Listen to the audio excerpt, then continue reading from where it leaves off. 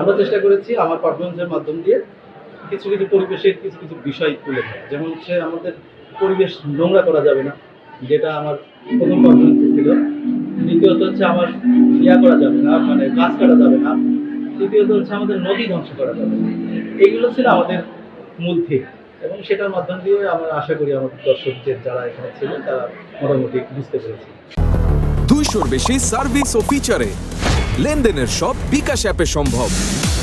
Climate disaster অঞ্চলে অবস্থিত, climate ভিক্টিমের সারা পৃথিবীর অন্যতম অঞ্চল হচ্ছে এই বাংলা অঞ্চল। এখানে আমাদের কলেজ অবস্থিত। এর ফলে আমরা এই অঞ্চলের ছেলে মেয়েদের শিক্ষার্থী কর্মচারী যারা আছে তাদের নিয়ে আমরা মাঝে মধ্যেই বিভিন্ন ধরনের আয়োজন করে থাকি, যেটা পরিবেশ বিষয়ক সচেতনতামূলক। তো আমরা অনেক ধরনের প্রোগ্রাম আমরা করেছি, কিন্তু আজকে একটি ব্যতিক্রমী প্রোগ্রাম আমরা আয়োজন করেছি, যেটা ধরিত্রী রক্ষায় আমরা সংক্ষেপে ধরা বলি।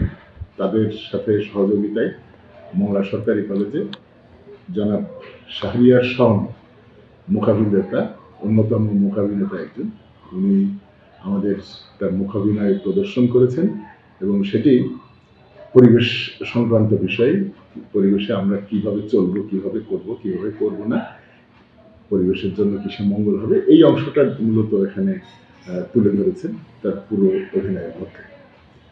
আর মূক অভিনয়ে বাস্তবিক পক্ষে আমরা এই কবিতার কথায় যেরকম বলে যে অনেক কথা যাও যে বলে কোনো কথা না বলি, মূক অভিনয় সেরকমই একটি বিষয়। এবং সাধারণ অভিনয়ের চেয়ে এটাকে আমি একটু অন্যতম জায়গায় দেখি এই কারণে যে নিজের ভাববার জায়গা তৈরি হয় অধিক।